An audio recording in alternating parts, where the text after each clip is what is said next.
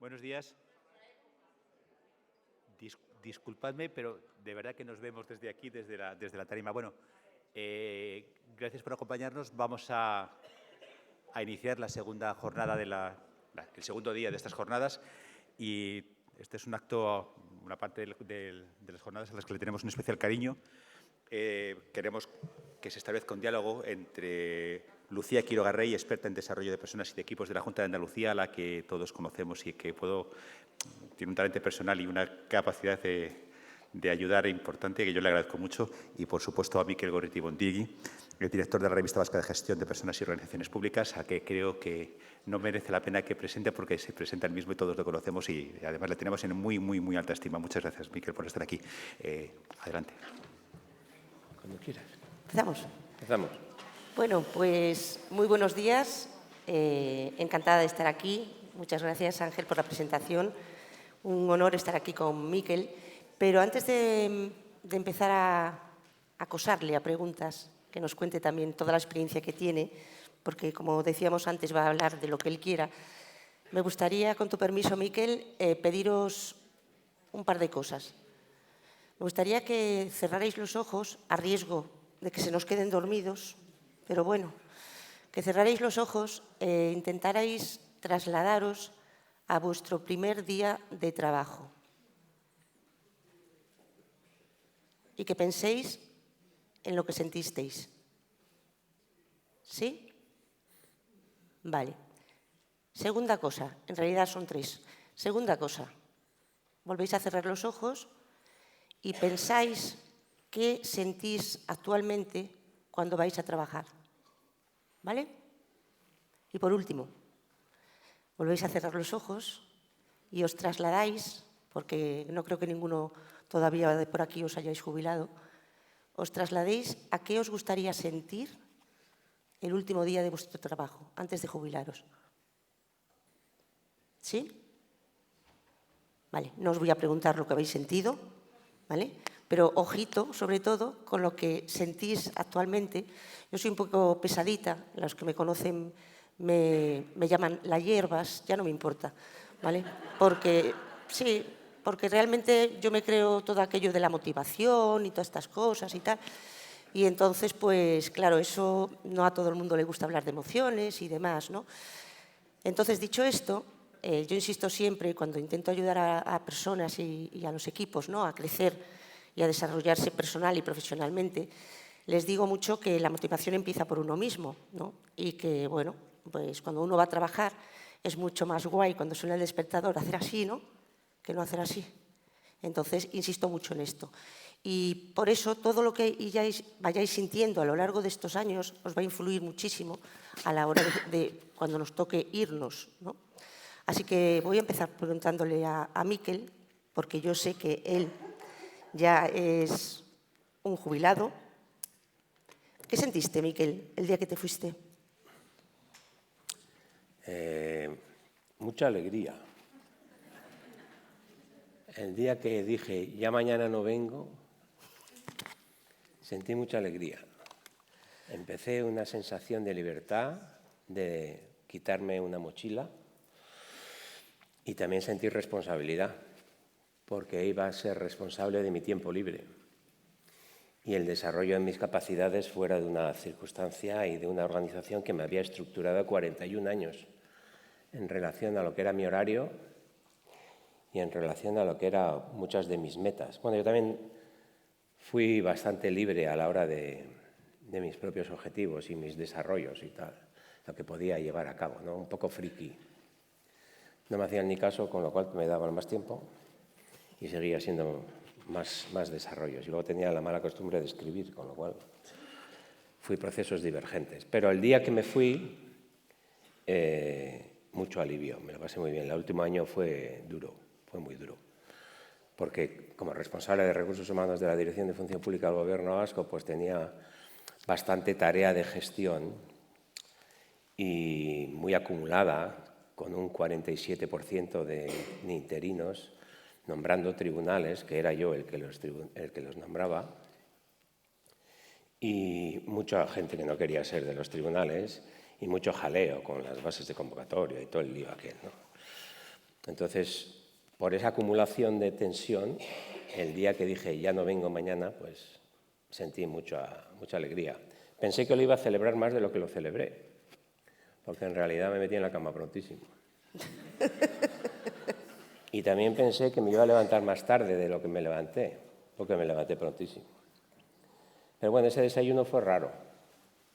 Estaba desayunando con mi mujer y le dije, ¿te das cuenta que ya no vuelvo? Ya no tengo que volver, ya no tengo que tener esa rutina de horario. Y me dijo, liberación, ¿no? Y le dije, sí, pero también tengo responsabilidad. Claro. Porque la primera consecuencia, la primera sensación que tuve era que tenía que estructurar mi tiempo de ocio y que no tenía por qué ser solo ocio, sino que podría ser algo que me desarrollase. La diferencia era que lo iba a escoger yo y yo iba a ser el responsable de mi tiempo. Tuve claro una cosa, y era que tenía que tener disciplina, porque tenía que crearme proyectos que me estructuraran el día, ¿no? Y que no podía ser, a ver qué hago hoy. No, tenía que tener un plan, ¿no? Y así fue. Y otra cosa que fui consciente es que el gobierno vasco hacía muy mal al final. Es decir, en el gobierno vasco, cuando cumplías 65 años, fueras quien fueras, hicieras lo que hicieras, te sacaban. Es decir, incluso aunque estuvieses en mitad de un proyecto, te decían que al día siguiente a casa. Es más, un mes antes te llegaba una carta de la consejera diciéndote que tal día dejabas de ser funcionario. Así, con esta amabilidad y con cariño. Este cariño. Pase usted a recoger su reloj por tal, ¿no? Dejabas de ser funcionario. Y eso, yo ya dije cuando recibí la carta un mes antes, dije, esto no puede ser. Tampoco puede ser que a las personas que tienen 64 años o 63 y medio y que normalmente ocupan jefaturas de servicio, les mantengan el nivel de intensidad de su trabajo y que luego llegue un corte así, ¿no? Al día siguiente nada.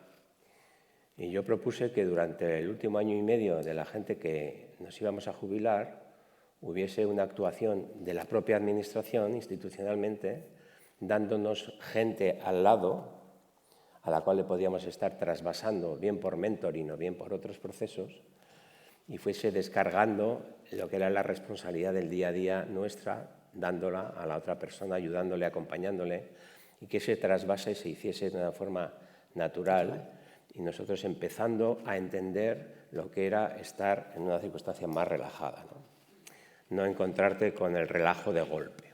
Claro. Y luego vi una conferencia en TED en la que había un señor que decía que había 5 fases en la jubilación. La primera se llama vacaciones, ¿no? Tú te jubilas y estás... La primera fase, que suele durar un año, más o menos, que estás, pues eso, de vacaciones, ¿no? Te levantas pronto, desayunas, te vuelves a meter en la cama, como con coña, ¿no? Otra vez a la cama, ¿no? Que es una especie como de decir, joder, ¿no? Y luego, así te tiras un año haciendo lo que te da la gana, te duermes a las 3, te levantas a las 10, etc. Y viajas, haces cosas como es, por ejemplo, observar la ciudad a unas horas en las que la mayor parte de la gente está trabajando y tú estás paseando, ¿no? Y eso son vacaciones. Eso dura un año, más o menos. Y luego viene otra fase, según ese señor, decía que es la fase de depresión. No me llama nadie, ya no soy nadie, nadie me escribe, ¿no? Y ya no soy lo que era, no tengo ninguna ascendencia sobre nadie, ¿no? Es la parte más depresiva, ¿no? Esa dura también otro año, año y pico. La tercera fase es la fase de búsqueda, que es cuando empiezas a hacer cosas como me voy a apuntar a literatura creativa, me voy a apuntar a lectura de no sé qué, me voy a apuntar a ver si soy bueno cosiendo o en cocina, ¿no? Que los vascos, sí, lo de los vascos es casi obligatorio, ¿no? Que hagan cocina. Los que no saben, como yo, porque hay muchos que saben. Y entonces empiezas a picar las setas, también es muy típico. Voy a aprender setas. que lo de aprender setas es como 3 doctorados, ¿eh? Es impresionante. Entonces, setas. Entonces empiezas a buscar, ¿no? Y ahí te estás testando a ti, ¿no? A ver quién eres tú en una circunstancia fuera de tu ámbito técnico, ¿no? Normalmente haces chorradas, ¿no? Pero a veces descubres cosas. Y decía que la cuarta fase, una vez que has pasado la tercera de búsqueda, es una fase en la que ya te asientas y ya haces algo de fuste. Pero lo más interesante es que decía que la cuarta fase tiene una característica para todos, y es que siempre haces algo para los demás, ¿vale? Y después de la cuarta fase no lo dijo, pero ya sé lo que empieza. El hospital y tal, no sé qué. Pero bueno, me pareció interesante. Entonces me chequeé a mí mismo a ver si estaba en la primera fase, sí, pero disciplinada, porque por suerte tengo todavía actuaciones que me piden, como vosotros, como otros sitios que me piden cursos, me pide el INAP, me pide el Instituto Valenciano de Administración Pública, la Generalitat de Cataluña, la Diputación de Barcelona, y me piden muchos sitios que vaya a dar clase, de lo de siempre, pero vamos, sigo dando. Y entonces, no estoy del todo de vacaciones, pero estoy suficientemente de vacaciones como para no estar agobiado, ¿vale? Y entonces, pues, esa primera fase no ha sido vacaciones puras. He llegado a sospechar lo que es la 2. A veces he tenido la sensación de la 2. Y la 3 no la he empezado. Todavía no estoy buscando cosas para hacer ni nada de eso. Y ahí estoy. Muy bien. Y en algún momento, ahora que estás comentando el tema de las fases y demás, esa parte, ¿no? Que yo creo que nuestras organizaciones evidentemente no nos cuidan para nada, no nos cuidan absolutamente para nada, ahí están, ¿no? Intentando hacer algunas cosas, y en esa línea que yo os decía, ¿no? De bienestar organizacional, hay algunas administraciones que sí, que se está intentando, cuesta mucho trabajito, ¿vale? Porque os decía al principio, ¿no? Que cuando empiezas a hablar de bienestar organizacional, bueno, yo antes hablaba de felicidad en el trabajo, pero mis buenos amigos me recomendaron, y buenas amigas, que como ya eran muy hierbas, que dejara de hablar de felicidad también en el trabajo. Porque claro, la primera me la daban siempre en la frente y me decían, vamos a ver, Lucía, que aquí venimos a trabajar. Y yo les decía, ya, pero que hay que venir a trabajar con cara de qué, ¿no? Pero sí que es verdad que me di cuenta como que la gente ya se echaba un poquito para atrás, ¿no? Y entonces, bueno, es más políticamente correcto decir bienestar organizacional, que tampoco vende mucho, porque yo sigo insistiendo. De hecho, mi última línea de estos años, llevo mucho tiempo trabajando esa línea de investigación y bueno, de hecho, hace poco escribí un trabajo, que todavía no lo he sacado a la luz, para crear una oficina del bienestar organizacional en las administraciones. No sé cómo lo voy a sacar para que definitivamente no piense que soy la hierbas, pero lo publicaré porque creo que es fundamental y que entre sus cometidos tendría que tener ese trasvase, ¿no? de generacional y esos últimos tiempos, ¿no? de las personas que se jubilan. Porque la pregunta que te quería hacer es, de alguna manera, cuando alguien se va, cuando alguien ha dado su vida, ¿no? Se ha implicado, ha estado comprometido con su organización, porque, no gracias a la organización, sino porque se ha automotivado, ha sabido, ¿no? buscarse. Yo le contaba estos días a Miquel, ¿no? que yo me había buscado mi propio trabajo. Yo me he hecho un traje a medida, porque si no estaría tirada en una esquina en mi administración. ¿Vale? Y él me decía, yo crafting, que me encantó. Ahí me quedé yo con el tema ese, ¿no? Pero lo he hecho porque creo que se tiene mucho que aportar a la administración, ¿no? Y que tenemos nosotros que ser los primeros que nos motivemos, ¿no? Aunque siempre hay gente por ahí, ¿no? que te va a decir, anda, tanta motivación. Si cuando llegues con el proyecto al despacho del director general te lo va a tirar para atrás. Y tú dices, madre mía, pues, si no me quieres motivar, no me desmotives, ¿no? Porque es verdad que nuestra administración está llena de gente muy desmotivada. Pero cuando alguien se va, Miquel, no hay esa parte de responsabilidad, ¿no? que tú comentabas, pero sí también de qué pasará con todo lo que he aportado, qué pasará con los equipos que he creado, qué pasará con mi legado, pero no desde el punto de vista del orgullo malentendido, ¿no? sino desde el orgullo bien entendido. ¿no queda un poco ese miedo, ¿no?, de decir todo lo que he construido ahora igual se viene abajo? A ver, yo normalmente las cosas que me disteis aquí en Anexpal, me disteis el premio a la innovación de la gestión de personas, me lo disteis en Vitoria, con la escultura Bovinus Boviscum, que me gusta mucho.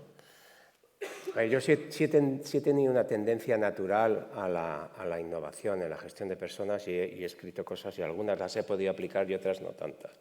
Una de las cosas que he aprendido desde que me he jubilado es que el éxito no es la aplicación. Porque si el éxito fuese como criterio la aplicación, sería depresivo. Y además por una razón tampoco debe de ser el criterio, la aplicación constante de todo lo que inventes, ¿no? Porque está tan mediada y tan condicionada por factores como la política o como el contexto, etcétera, que si pones ahí la razón de éxito, estás equivocado. Yo creo que la suerte que yo he tenido es que yo lo he escrito y noto que algunas administraciones lo van introduciendo, se les va cambiando la concepción que tenían de las cosas, ¿no? Y eso yo creo que ese sí es el éxito. Pero hay otro éxito que para mí me parece muy importante, que tiene que ver con el bienestar. No tanto con la felicidad en el trabajo como con el bienestar, ¿no? Y es el hecho de que tengas un trabajo o lo crees o lo construyas tú dentro de tu propio trabajo con un margen que puedas, en el que puedas desarrollar tus propias capacidades, curiosidades, etcétera, ¿no? Vender eso dentro de la administración a veces se puede hacer explícitamente y a veces tienes que hacerlo secretamente, ¿no?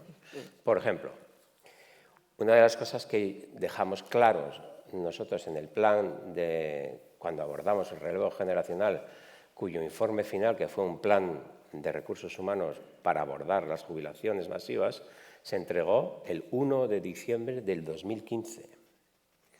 Ahí había una tabla entera de cuánta gente se jubilaba por grupos en todos los años, que esto es una tabla de contingencia, no tiene más cosas, ¿no? Y ahí aparecían los años 25, 26 y 27 que se jubilaban de golpe en el gobierno entre 350 y 400 personas, ¿no? Claro, si tú haces eso, lo primero que te asalta es, bueno, ¿y esta gente que se va? Se lleva lo que sabe, ¿no? Hay una descapitalización del conocimiento, ¿no? Entonces a mí me surgió que había que hacer algo para quedarnos con el conocimiento de los que se jubilan. Eso dije, esto hay que hacer algo, ¿no? Entonces ahí salió una serie de actuaciones que las pensé, las desarrollamos en mi equipo y ahora os digo qué fueron. Pero luego surgió otra. Y todas estas vacantes que se quedan aquí, que son muchas, cada año muchísimas vacantes, hay que reponerlas todas. Todos los puestos que se quedan vacantes deben de reponerse miméticamente tal y como están en la RPT, o hay puestos que tenemos que rediseñar, hay puestos que no tenemos que diseñar y hay puestos que tenemos que amortizar porque no hacen falta. Ya que se jubilan, quedan vacantes, no echamos a nadie, pero ahí se puede utilizar, ¿no? Pues todos estos planteamientos tan sencillos, ¿no?, iniciaron un proceso en el que la propia administración chirriaba. Entonces, ¿cómo no voy a reponer lo que se me queda vacante? Digo, no, piensa en colchón presupuestario, pero piensa que a lo mejor tienes que rediseñar una plaza que no tienes. O tienes que diseñar una plaza que no tienes, ¿no? Entonces ahí surgía todo un mundo que era el análisis de la demanda ciudadana para ver si las necesidades de la ciudadanía habían cambiado, con lo cual tenían que cambiar las funciones, entendiendo por funciones responsabilidades que asumimos en relación a necesidades legítimas de la ciudadanía. Y también surgía el ámbito de cómo hacemos el trasvase del conocimiento entre las personas senior y las personas junior, ¿no? Y ahí surgían dos temas, dos posibilidades metodológicas. Mentoring, que era el acompañamiento que os decía antes, ¿no? Las personas junior y las personas senior comparten un tiempo de vivencia en la que la persona junior va mirando a la senior cómo hace, aprende por modelado, pero nos encontramos con el siguiente problema. Yo tenía un director que decía, no se puede haber dos personas titulares en el mismo puesto. Y así nos tiramos 3 años más, la gente jubilándose sin nadie al lado. Bien, y luego había otro tema, y es que nos dimos cuenta que la gente pues, que se iba y se llevaba su conocimiento, había cosas que era consciente que sabía, pero había muchísimas cosas que no era consciente que sabía. Lo que es el conocimiento tácito. Que el conocimiento tácito ocurre ante un estímulo. Te haces un estímulo y tú te pones a hacer porque te convoca lo que se llaman las grandes destrezas, ¿no?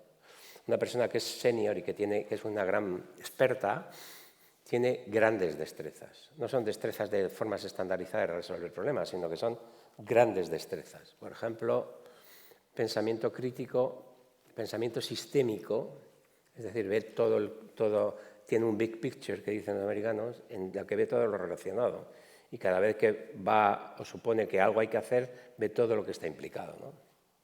Esa es una, pero hay otra que es muy importante, es, por ejemplo, cuándo tienes que hablar con quién en función del contenido. Ejemplo, si vas a decir algo que a alguien le va a sentar mal, ¿no? Hazlo un viernes por la mañana. No lo hagas un lunes por la mañana y el viernes por la mañana, si puedes, lo haces hablando y el lunes por la mañana hazlo por escrito, ¿no? Cosas de estas, que se pueden parecer tonterías, pero son insight que tienes tú, ¿no? Y son, al final, son 10 grandes destrezas, porque nos pusimos a investigar cuáles eran las grandes destrezas y son 10. Y eso la NASA lo hizo cuando los ingenieros del Apolo se jubilaron. Y entonces, para no perder lo que eran todo su conocimiento, encargaron a una facultad de psicología americana que les ideara un proceso e inventó el proceso por el cual identificaron las 10 grandes destrezas que se traducen a cada uno de los puestos de trabajo. Está publicado esto. O sea que meterse en ese tema es una cosa que yo sepa aquí, la que más lo conoce es Mila, porque lo ha aplicado, lo va a aplicar en Valencia, ¿no? Es un tema apasionante que sí genera bienestar, que la persona que está siendo analizada se sorprende porque no era consciente de las decisiones que tomaba en los procesos cuando se ponía a hacer, ¿no? Y entonces nosotros le decíamos, aquí has tomado una decisión. Y se ponía a pensar, pues sí, es verdad. Entonces le íbamos sacando las cosas y le decíamos, ¿esta decisión en función de qué la tomas? Y decía, pues no sé, esto es lo natural, ¿no? Pero si tú psicológicamente la analizabas de dónde había generado esa decisión, de ahí llegabas a unos procesos con unos criterios de éxito que tampoco eran conscientes muchas veces por qué estaban bien y otras veces cuáles eran los indicadores de por qué estaban bien y qué destreza generaba esa decisión. Es todo un proceso de análisis de tarea cognitivo fundamental que genera un informe que realmente es el que trata y genera un documento con la expertise de la persona experta, ¿no? Tanto es así que cuando entregamos ese informe al Departamento de Cultura, porque se jubilaba un técnico de gestión cultural, que era muy bueno y que se jubilaba, y la directora nos dijo, ojo, como se vaya vaya jaleo tengo, ¿no? Pero fijaros lo que tuve que hacer. Reunimos a todos los directores de servicio de todos los departamentos del gobierno y les dijimos que teníamos una metodología de extracción de conocimientos, que nos avisaran si querían que fuéramos con personas concretas, ¿no? Solamente nos vino la de cultura. Y entonces a la de cultura le dije, vamos a hacer una cosa, lo vamos a hacer nosotros y no decimos nada al director de función pública. Vamos a hacerlo. Y lo hicimos. Y el director de función pública se enteró cuando ya estaba hecho. Claro, yo ahí le conjuré. ¿Por qué? Porque como los había convocado a todos para decirles que teníamos, ya lo hemos hecho, ¿no? Pues si le digo, oye, vamos a hacer con esto, porque no sé cuánto y tal. ¿Qué pasó? Concluyó el informe y dijeron, esto no se puede hacer en todos los casos. Y dije, bueno, pues entonces, ¿qué hacemos? Se pierde el conocimiento, ¿no? Con esto, ¿qué quiero deciros? Que las organizaciones en este relevo generacional pueden tener problemas legales, pero tienen un grandísimo problema de intervención en recursos humanos. Grandísimo. Porque la intervención que tienes que hacer para que la maestría de la gente se quede es una intervención técnicamente compleja. Y tienes que tener gente buena, entrenada, para que ese conocimiento no se marche. Y ahí, cuando no hagas eso, la propia institución se retrata. Pero cuidado, no todo el mundo que se jubile, porque se jubile hay que hacerle este análisis. Hay gente que cuando se jubila hay que darle la enhorabuena, y ya está. Y darle las gracias porque se va, ya está. Sí, hay mucho agazapado. Entonces ahí hay perfiles de personalidad o perfiles de destrezas que tú tienes que ver dónde está realmente el valor, ¿no? Y luego hay que también saber otro proceso de integración de personas que tienen grandes conocimientos y son expertas en la organización en la que entran. También tiene que haber una bienvenida orientada, ¿vale?, a unos puestos diseñados o rediseñados en función de las necesidades de la ciudadanía, ¿no? Entonces, el Servicio de Recursos Humanos que yo llevaba teníamos muchas actuaciones para hacer, muchas. Soy consciente, y porque me lo han dicho quien me ha sustituido, que nada de eso se está haciendo ahora, ¿no?, porque siguen abducidos con el tema de la consolidación, que, como dice Xavier muy bien, está resolviendo grandemente están desapareciendo todas las interinidades. Vamos, que no es un punto y aparte, es un punto y seguido, ¿verdad?, etcétera. Bueno, pues en cualquier caso, este sí es el mensaje. Los departamentos de recursos humanos, por muy grande o pequeña que sea la organización, tienen actuaciones técnicamente complejas para gestionar, diseñar y conseguir que el trasvase no sea erróneo para la propia organización. Porque ahora mismo, otra de las cosas que me cuentan del Gobierno es que ha llegado gente a puestos, una vez resuelta la interinidad, que ya son funcionarios y por el planteamiento de méritos llegan a plazas, dejan plazas que sabían hacer y llegan a plazas que no tienen ni idea, ¿vale? Claro. Entonces llegan a plazas que ya son funcionarios, funcionarias, pero no saben hacerla. Y se ha ido de ahí una persona que sabía hacerlo porque se le ha tocado otra plaza por toda la prelación que generaban los méritos, ¿no? Eso está mal. Eso está mal. Esa intención de solventar un problema de interinidad genera muchas veces un problema de ineficacia que se traduce en dinero, porque contratan consultoras para hacer lo que la otra persona sabía hacer. Claro, ahí el tema, yo cuando te oigo hablar, yo conocía, ¿no?, el proyecto, esa herramienta tan poderosa que creo que, bueno, complicadísimo meterlo en las administraciones, porque es verdad que yo llevo más de 30 años en la Junta de Andalucía y al final los departamentos de recursos humanos realmente son departamentos de personal, no de personas, sino de personal, donde cuando tú les llegas con iniciativas de este tipo, ¿no?, cuando les llegas con programas más de mentoring o esta misma herramienta que dices, ¿no?, de decir, oye, que tengo aquí algo con lo que podemos sacar ese expertise, ¿vale? Porque la gestión del conocimiento al final, en general, por lo que yo participo también allí en Junta de Andalucía, al final se está traduciendo en unas fichas que intentas que la gente que se va a ir cubra, ¿no?, en que los ficheros se queden organizados. Yo creo que eso es casi lo más fácil, ¿vale? Aquí lo difícil es lo que tú estabas diciendo, Miquel, ¿no?,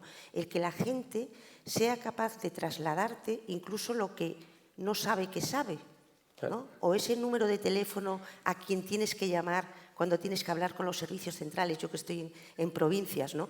Eso no está en ningún documento, eso está en el expertise de la persona que se va y no hay manera de sacárselo. Y luego viene la otra parte, ¿no? Hay gente que está muy dispuesta a colaborar, ¿no?, gente que tiene mucho que aportar, efectivamente otra simplemente es gracias por los servicios prestados y poco más, que no pasa nada, pero hay mucha gente que sí quiere dejar ese conocimiento, ¿no?, y no sabe cómo hacerlo, o no le dejan hacerlo. O está ese otro que dice, a lo que me queda en el convento, déjame, ¿no?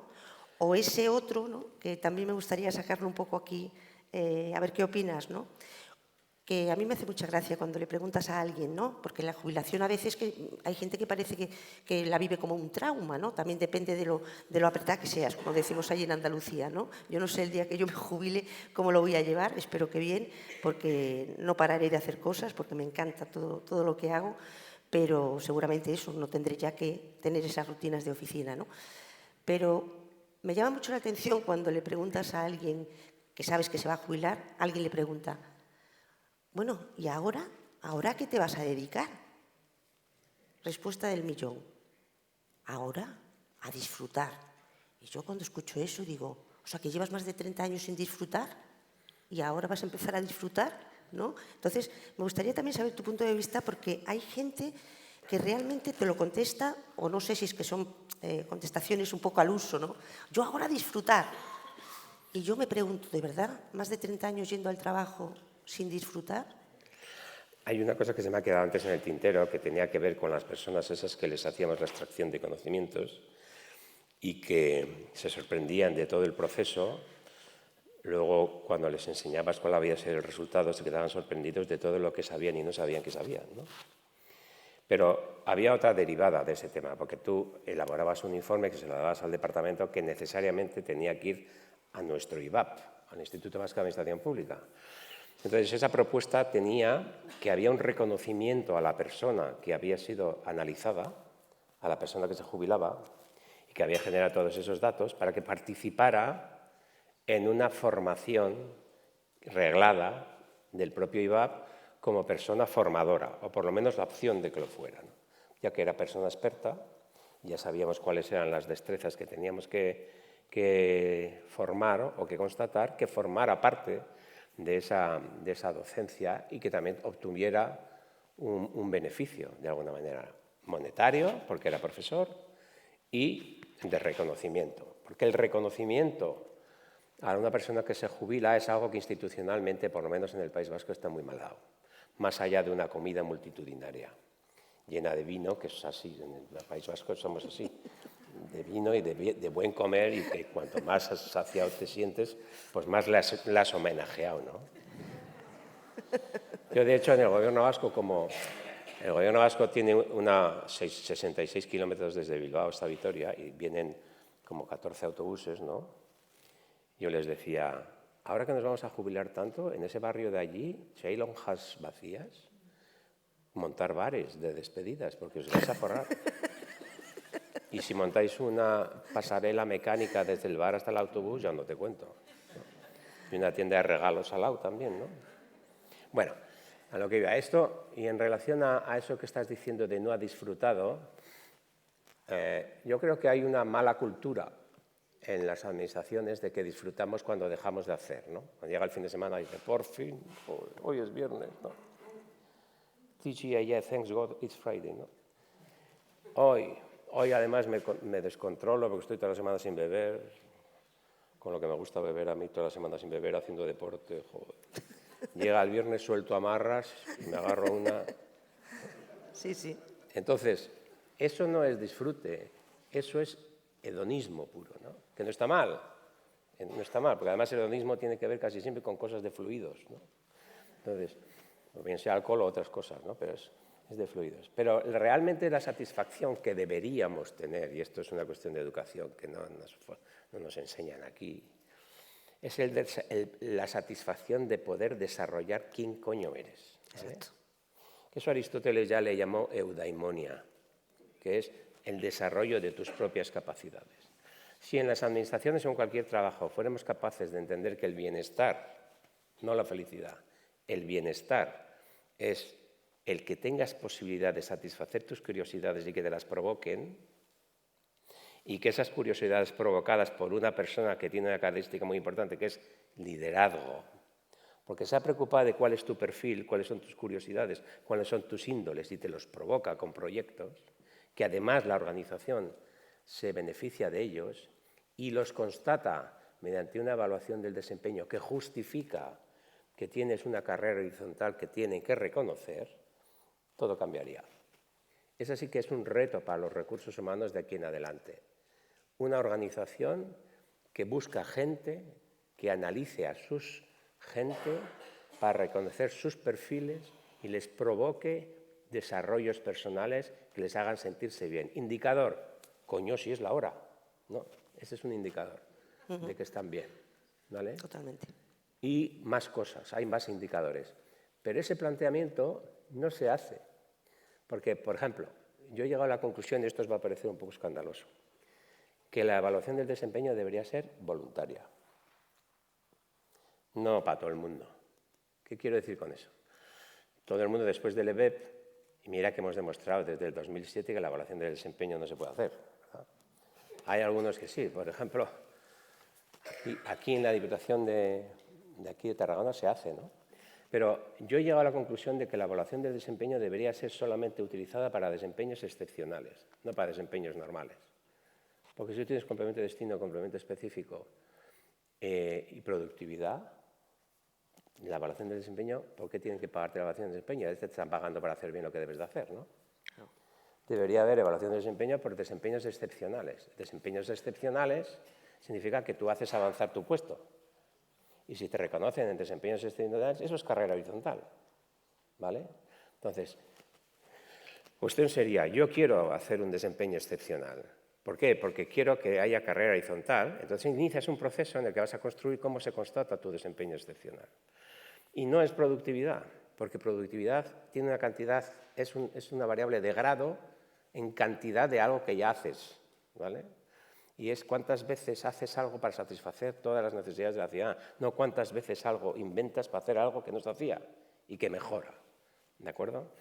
Entonces, yo el otro día se lo decía a los de la Dirección de Costes de Personal y Pensiones Públicos que me llamaron para que les hablara de la evaluación de desempeño, les decía, es que para mí es un error pensar que la evaluación de desempeño debe de ser algo que se establezca para todo el mundo. Debe ser algo que se haga para alguien que quiere demostrar que tiene algo que hacer avanzar a su propia organización y lo constate. Y esa persona entonces tendrá posibilidades de tener algo más de carrera en conceptos de carrera horizontal. Porque la carrera en realidad, desde recursos humanos, para mí es la carrera horizontal. Porque la carrera vertical está condicionada por la estructura organizativa y está capada. Y esa es la razón por la que el grupo de expertos del EBEP crearon el concepto de carrera horizontal. Que curiosamente ahora lo uno con la eudaimonia, porque no puede haber carrera horizontal si alguien no tiene una concepción del bienestar que es su propio desarrollo. Claro. Y si no hay un líder que es capaz de provocarle a la persona para que sea todo lo que puede ser.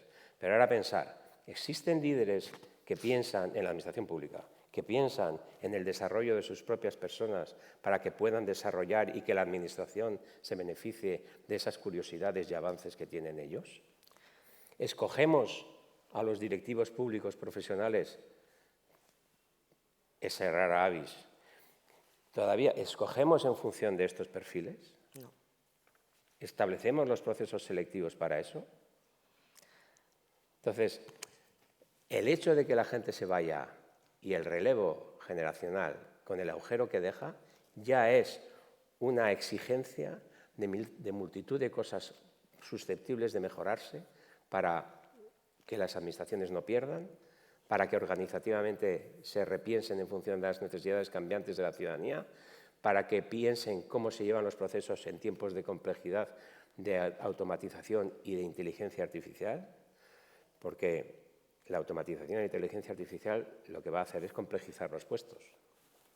Si hay puestos que tienen tareas que son estandarizadas, son susceptibles siempre de que lo agarre la máquina.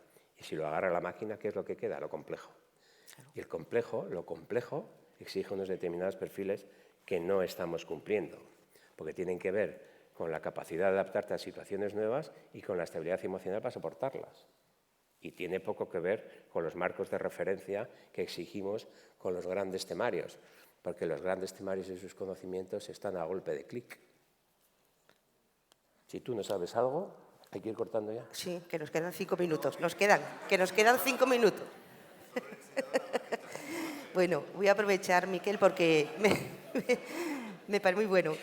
Me parece interesantísimo todo lo que estás comentando. Ahí en la Junta de Andalucía acaban de firmar esta semana el acuerdo con los sindicatos para desarrollar el decreto de evaluación del desempeño, que estoy totalmente de acuerdo contigo en que hay que evaluar la excelencia, no la normalidad, ¿no? Porque ya tenemos nuestro sueldo, tenemos todo lo que tú has dicho, pero hay una cosa que sí que me gustaría insistir en ella, porque es otra de las cosas en las que vengo predicando muchas veces en el desierto, y es que cuando un equipo está mal, cuando un equipo no funciona, en general el que no funciona es la persona que lo está liderando. Hay muchas herramientas para convertirte en una persona que sea una buena persona líder. ¿Qué es lo que ocurre? Por ejemplo, allí en Andalucía, ¿no? Que siempre nos pasa lo mismo. Hay un itinerario completo de competencias directivas donde todo esto se enseña. De hecho, hace un par de años ya, un modelo que se llama de liderazgo transformador. Pero al final, yo sigo notando que se queda un poco en la teoría. Y además, a esos sitios, a esos itinerarios, a esas formaciones cualitativas, siempre vamos los mismos. Nunca están los que tienen que estar, porque esos van de sobraos, ¿no? Y siempre la gente repite lo mismo. Aquí quien tendría que estar es mi jefe, aquí quien tendría que estar es mi jefa, pero esos no van. Entonces, insisto en que es importantísimo todo lo que has puesto encima de la mesa, que cuando la gente realmente tiene una buena persona liderando ese equipo, que les deja hacer, que les pregunta, que confía en ellos, hace que la gente se comprometa, hace que la gente se involucre. La gente, como tú dices, uy, ya ha llegado la hora. A ver, no es tan exagerado como que llega el lunes y vengo silbando a la oficina, como me decían a mí, pero casi. No importa que llegue el lunes, no importa que llegue el viernes, no importa si un día te tienes que quedar más, ¿no? Y esto va a influir a lo largo de toda la vida, de toda tu carrera administrativa y hará seguramente que esa disposición, y con esto vamos cerrando si te parece, esa disposición a compartir lo que no se toca, porque lo que se toca es fácil de localizar, incluso aunque lo quieras esconder, de compartir eso que no se toca, de compartir lo cualitativo, ¿no? Porque si esa persona se va sin compartir lo cualitativo, es como que se va a una biblioteca donde no se han hecho copias. ¿Qué te parece? Me parece bien. Añadir un dato, el 80% de las personas tienen los mimbres necesarios para ser líder, pero solamente el 8% en el orden necesario. Con lo cual, no todo el mundo tiene que ir a los cursos. No. Yo hablaba de los que deberían ir porque ya están en esos puestos. Es difícil lo del liderazgo en la administración pública, muy difícil. Tampoco tendría que haber tantos, aunque haya buenos. Estamos de acuerdo.